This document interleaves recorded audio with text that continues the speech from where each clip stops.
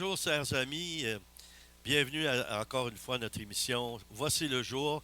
Pourquoi voici le jour? Parce que c'est le jour pour votre bénédiction, le jour pour votre guérison, le jour où Dieu va déclencher quelque chose. Et quand on prie aussi et on déclare des choses, Dieu agit. Alors aujourd'hui, le Seigneur va encore agir pour toi qui m'écoute. Et moi, je reçois aussi. Je suis toujours en mode de réception. Mais quand je reçois, c'est pas seulement pour moi, c'est pour partager avec vous. Et quand on accepte ça, quand on dit Seigneur, je suis prêt à recevoir, donne-moi ma portion ou donne-moi ce que tu veux me donner et on le partage avec les autres, mais on reçoit davantage des bénédictions et on ne le fait pas pour ça.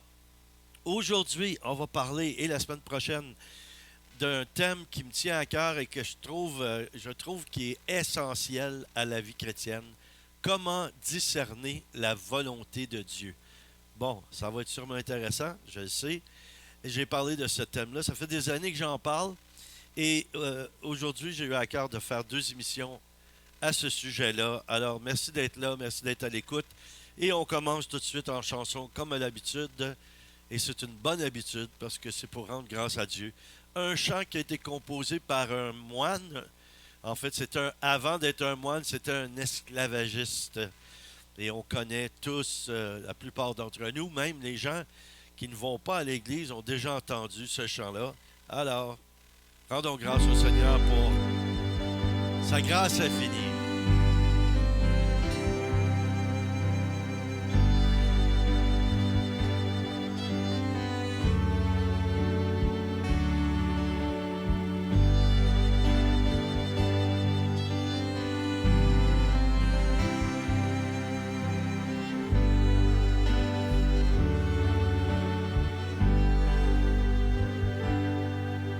Grâce infinie, si doux le son. Pécheur, je fus sauvé. J'étais perdu, je suis sauvé. Aveugle, maintenant je vois. La grâce m'a pris à craindre Dieu et elle m'a libéré. Oh oui, Dieu d'amour. Oui, si précieuse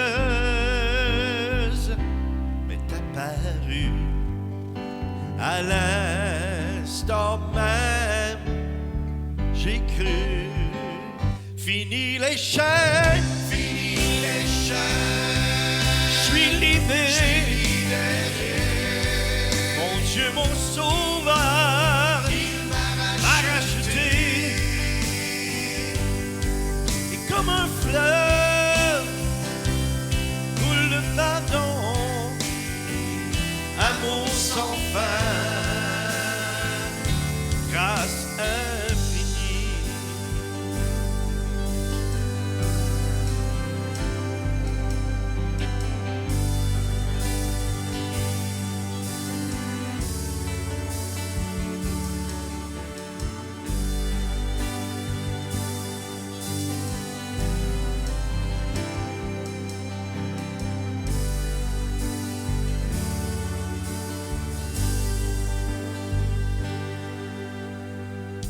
D'être béni, Dieu l'a promis. Sa voix me sécurise.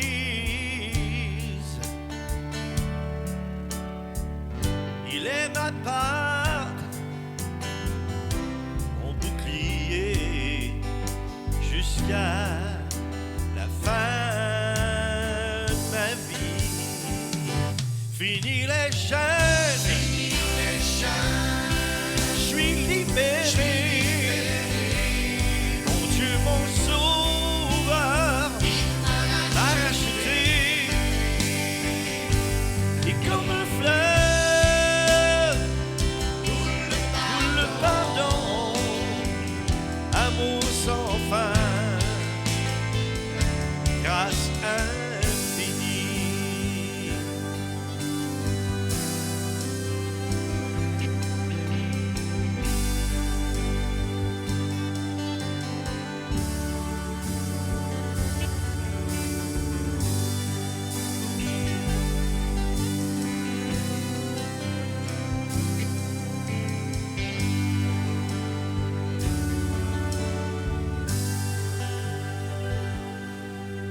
Un jour, la terre disparaîtra. Plus de jour, plus de nuit. Et Dieu qui m'a donné la vie sera toujours à moi. Sera toujours à moi.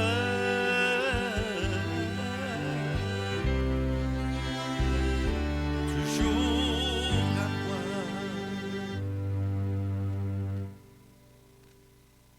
Fini les chaînes, je suis libéré. Mon Dieu, mon sauveur m'a racheté.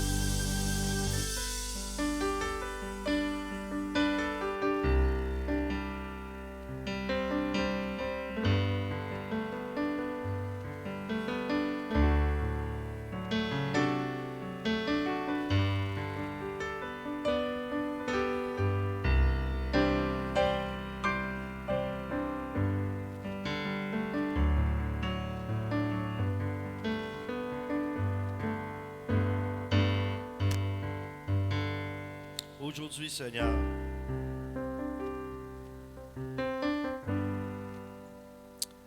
viens nous libérer et briser toutes nos chaînes.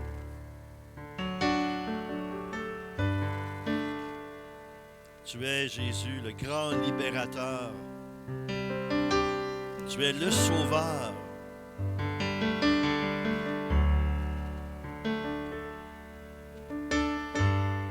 Tu es le médecin par excellence, le grand physicien.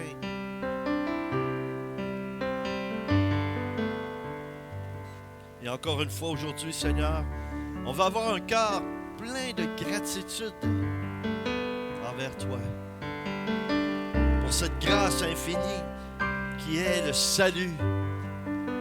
Oh oui, Paul a dit, si tu savais, tu connaissais le don de Dieu.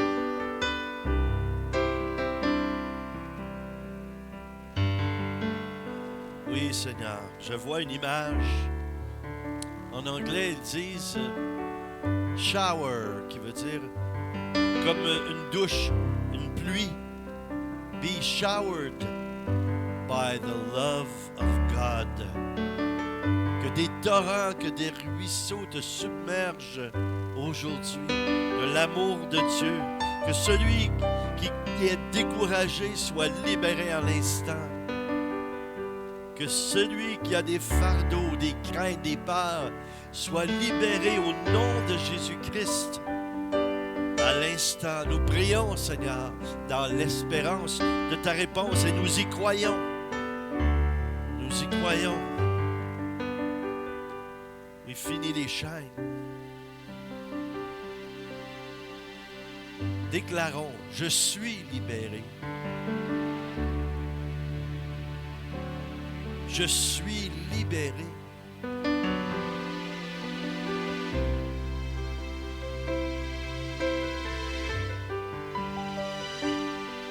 Je suis libéré. Dites après moi, je suis libre. Je suis libre. Je suis libre. Je suis libre. Je suis libre. Je suis libre. Je suis libre. Libéré.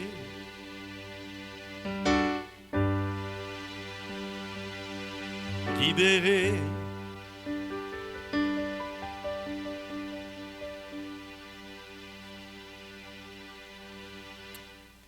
Comment discerner la volonté de Dieu? Je suis très étonné quand je parle avec d'autres croyants ils ont tous, bon, beaucoup, la plupart d'entre nous, on a tous des projets, il y a tous des choses, toutes des choses qu'on aimerait réaliser dans nos vies. Et moi, ce qui m'étonne, et je pose souvent cette question-là, on dirait qu'on n'aime pas ça quand je pose cette question-là. Bon, c'est bien ton projet, belle inspiration et tout ça, mais bon, premièrement, est-ce que c'est vraiment Dieu qui t'a inspiré? Ça, c'est la première chose.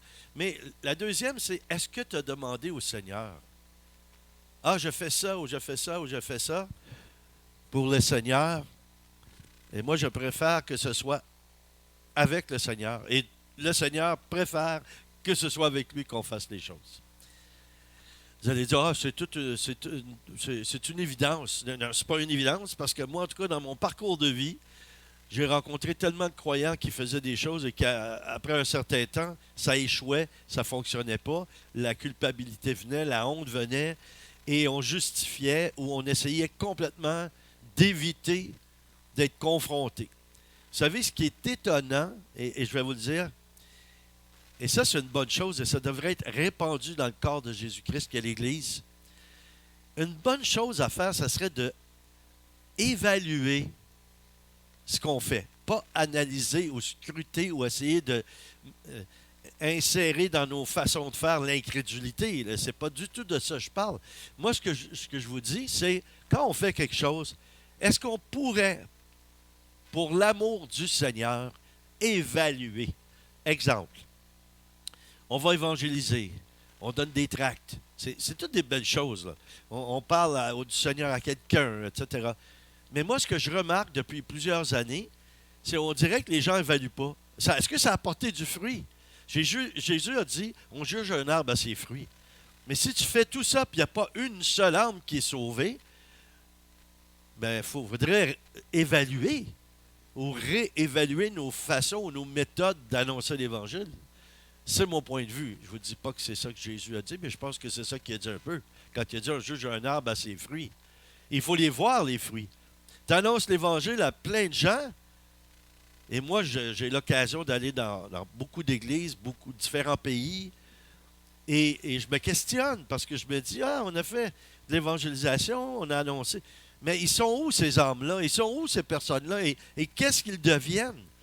Je ne vous dis pas quand on évangélise dans une localité qu'il faut absolument que la personne convertie ou nouvellement sauvée soit intégrée dans une église locale. Mais je vais vous dire une chose que le Seigneur m'a dit. Quand j'étais catholique charismatique et Dieu m'a dit qu'il voulait que je sois ordonné et que je devienne, je suis ordonné. Alors donc, dans le système de l'Église romaine, les hommes mariés ne peuvent pas être ordonnés. Donc, le Seigneur m'a dit, moi, je veux que tu sois ordonné et il faut prendre le chemin qu'il faut pour que ça se produise parce que c'est ça que je veux. C'est ma volonté pour toi. Et c'est ce que j'ai fait. Alors, je n'ai pas quitté l'Église catholique par amertume ou par dispute ou quoi que ce soit. J'ai simplement poursuivi mon cheminement, mon chemin en Dieu. De toute façon, il n'y a rien qu'un ciel en passant. Et quand vous arriverez de l'autre côté, on ne vous demandera pas, et vous n'arriverez pas avec une étiquette catholique, protestant, baptiste, garagiste, tout ce que vous voulez, isme, on ne vous demandera pas ça. Tu es un enfant de Dieu ou tu ne l'es pas. C'est juste ça. Tu es né de nouveau ou tu ne l'es pas. Tu es réellement sauvé ou tu ne l'es pas. Donc, toutes ces choses-là, on devrait aplanir ça. On devrait essayer de laisser Dieu nous aider à se débarrasser de toutes ces frontières inutiles ou ces barrières inutiles. Donc, quand j'ai commencé, et le Seigneur m'a dit, tu vas ouvrir un centre chrétien, et j'ai dit, OK, et qu'est-ce que ça veut dire? Mais il dit non dénominationnel, ce qui veut dire vous n'êtes pas des pentecôtistes, vous n'êtes pas des baptistes, vous n'êtes pas des méthodistes, vous n'êtes pas toutes ces choses-là. Vous êtes interconfessionnels. Et il m'a donné une image. Et l'image, c'est vous êtes des casques bleus du ciel.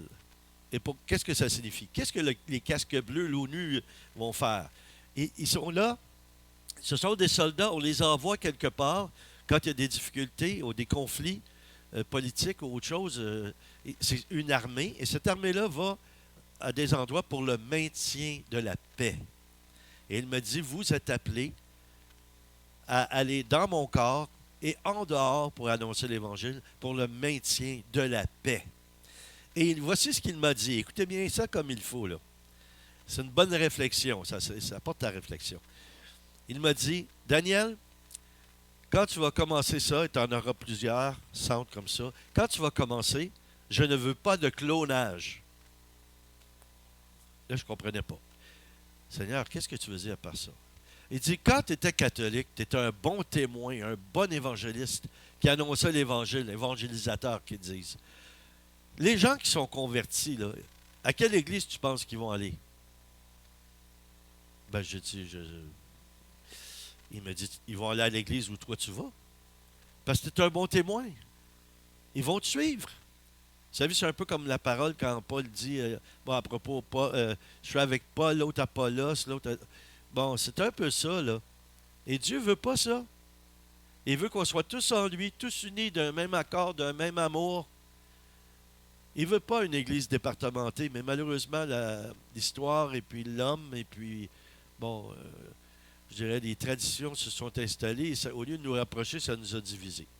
Même quand Jésus a prié et sa prière n'est pas exaucée encore, étonnant, imaginez, il prie le Père et Jésus n'est pas exaucé encore. Père, qu'il soit un afin que le monde croit que tu m'as envoyé dans Jean 17, 21. Alors, il ne me dit pas de clonage. Il me dit, si tu es un bon témoin, qu'importe la dénomination ou la confession chrétienne dans laquelle tu vas être, si tu es un bon témoin, tu annonces l'Évangile, les gens, ils ont connu l'Évangile à travers toi. Au début, en tout cas, ils vont vouloir aller à un endroit où tu es. Pourquoi? Parce qu'ils se sentent en sécurité. Et c'est pas mauvais. On a tous des parents, on a tous eu des parents. Et c'est normal qu'on suive l'exemple des parents quand on est enfant. On nous éduque d'une façon. Mais il me dit, j'en veux pas de ça. Je veux que ce soit en dehors de tous ces types je dirais, de forteresses, presque, j'allais dire, ou de division. Essayez d'être concis, essayez d'être unis sur les mêmes bases de la parole de Dieu. Je ne rentrerai pas dans les détails, mais ce qui nous divise, parfois, ce n'est pas grand-chose, mais ça nous divise quand même. Donc, il m'a dit, pas de clonage. Alors, on a eu un verset, écoutez, je ne veux pas vous induire en erreur, mais en tout cas, je pense que c'est 1 Corinthiens 2, 22, quelque chose comme ça. En tout cas, ceux qui connaissent mieux la parole que moi, vous allez le retrouver. Ça dit, Paul a dit, je me suis fait tout à tous afin d'en sauver à tout prix quelques-uns. Alors, moi, quand j'étais catholique, j'avais trouvé ça bien. Il y a toujours un emblème ou comment je pourrais dire ça, un verset ou quelque chose comme ça. Quand il y a un nouveau pape, ils choisissent quelque chose qui va caractériser leur ministère. Et souvent, c'est en latin, ils ont mis en latin.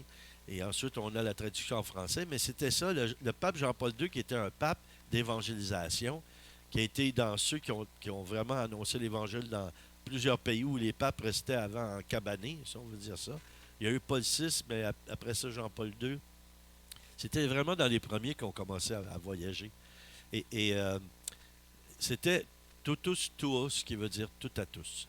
Alors, on a appelé nos centres chrétiens tout à tous, qui veut dire c'est pour tous. Et on fait tout ce qu'on peut pour que les âmes soient sauvées. Et ensuite, les former, les enseigner sur la saine doctrine ou la doctrine de la parole de Dieu, pas des interprétations. D'accord? Alors, des fois, il y en a qui nous voyaient ou qui m'ont vu. Ah, il est dangereux, lui, il est dangereux. Ben oui, évidemment que je suis dangereux. Je suis dangereux pour le diable. Et le diable, on l'appelle dans les textes originaux de la parole, le diviseur. Donc, toi, si tu dévoiles des choses sans critiquer qui que ce soit, mais de dire, voici ce que la Bible dit, c'est écrit noir sur blanc. Pourquoi qu'on change des choses quand on dit, c'est la parole, c'est la parole? Non, la plupart du temps, c'est souvent des interprétations du milieu d'où tu es né spirituellement ou de tes descendants. Et tu répètes, et il y a des bonnes choses, mais il y a aussi des erreurs. Et quand on pointe du doigt à une autre confession, et on dit, ah, eux autres sont dans l'erreur, ils font ci, ils font ça, bon.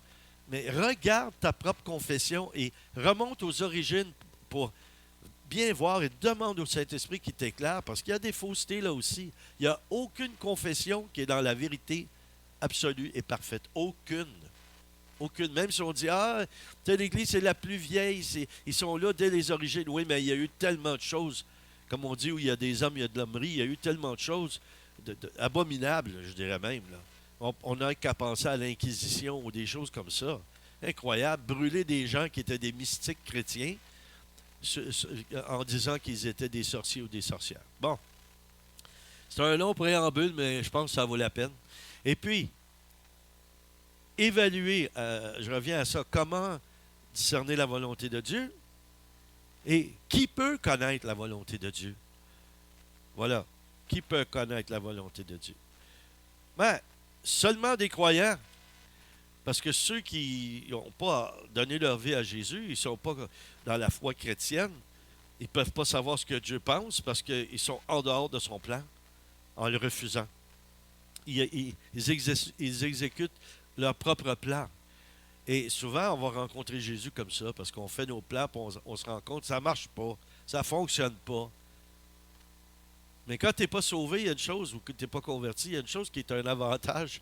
C'est quand ça ne marche pas, les gens le voient et te le disent, parce qu'ils ne sont pas gênés de te dire la vérité, même si c'est pas bien, la façon qu'ils apportent ça.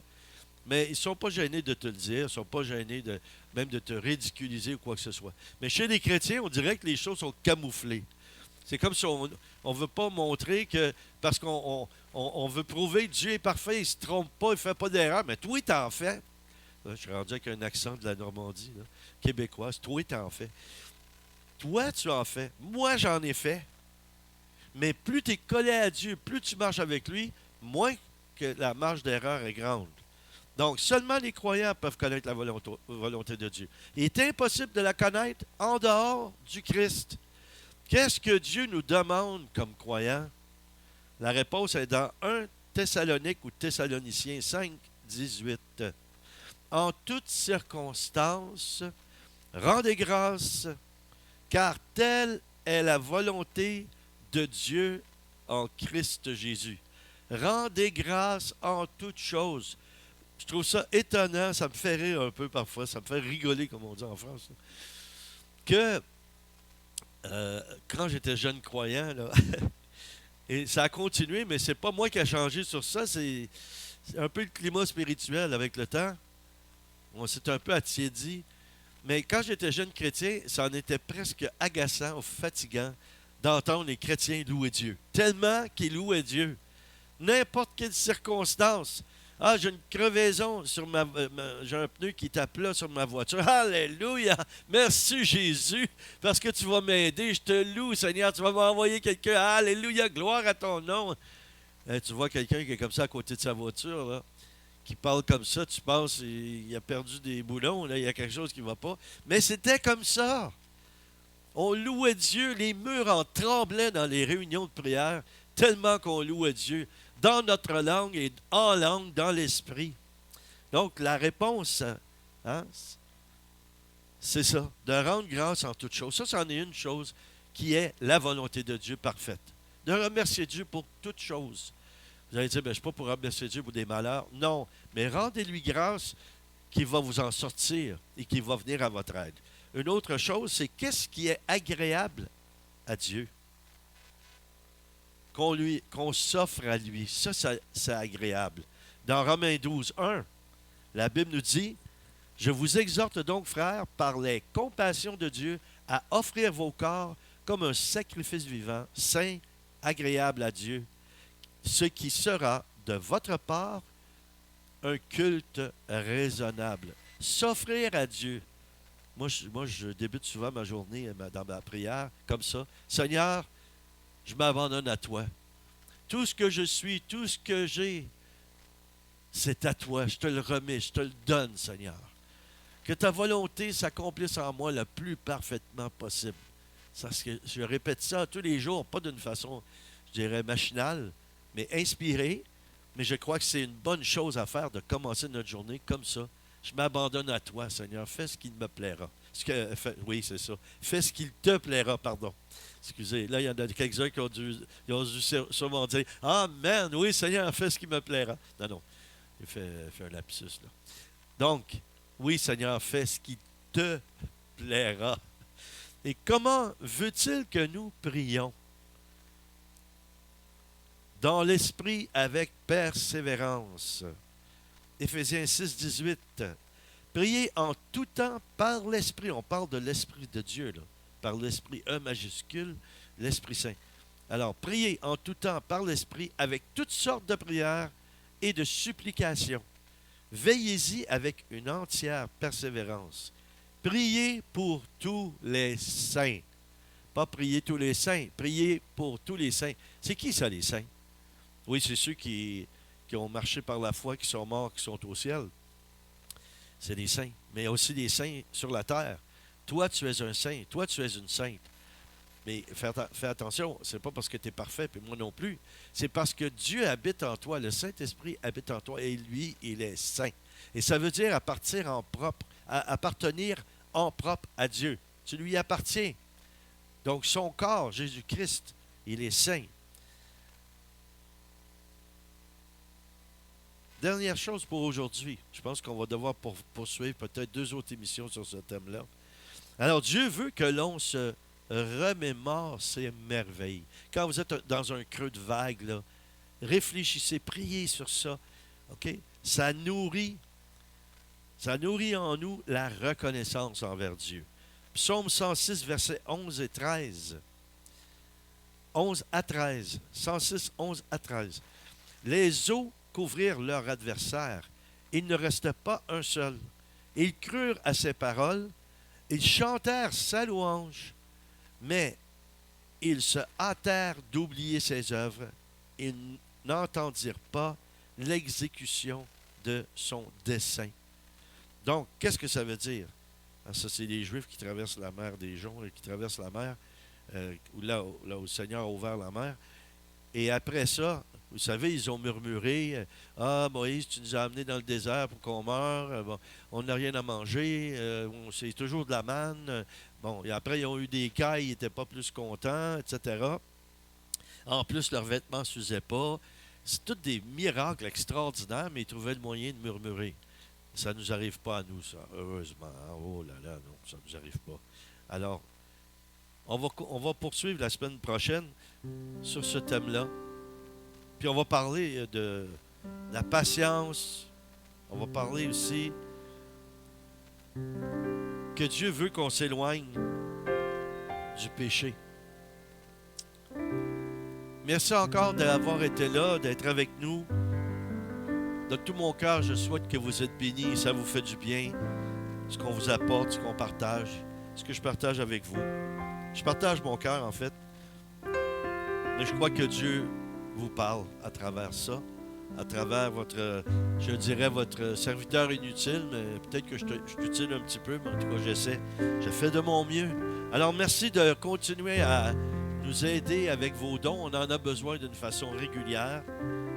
Et j'aimerais, ce serait une bénédiction, que je ne sois pas parfois obligé de le mentionner sur notre site ou ailleurs ou de dire ça, mais que spontanément, dans l'esprit, que Dieu vous inspire et que vous sachiez que c'est important. Vous savez, c'est important ce qu'on fait. Il ne faut pas prendre pour acquis. Vous ne savez pas, moi je suis là aujourd'hui, mais tout à coup je ne suis plus là. Vous allez voir, il y en a tellement qui annoncent l'Évangile. OK. Vous n'avez peut-être pas tort sur ça, mais chacun a sa couleur et ça rejoint certaines catégories de personnes. Je sais que je rejoins peut-être pas tout le monde et toutes les couches de la société dans ce que je fais, mais je sais très bien qu'un cœur, c'est un cœur et une âme, c'est une âme et ça peut faire du bien à n'importe quelle personne. Alors, soyez bénis. Merci de votre soutien dans la prière également. Et merci d'être là la semaine prochaine. Et s'il vous plaît, faites un cadeau à quelqu'un. Partagez nos vidéos. Vous ne savez pas qui peut être touché et les âmes qui peuvent venir à Jésus, qui ne reçoivent pas le message, qui peuvent le recevoir de cette façon. Alors, je vous bénis. Soyez guéris, soyez bénis, soyez touchés, soyez libérés. Et Manon et moi, Manon que vous ne voyez pas, mais qui est à la technique et qui travaille aussi fort pour les émissions. Alors, on vous bénit tous les deux, on vous bénit, on vous remercie et surtout, nous vous aimons. Au revoir. À la semaine prochaine.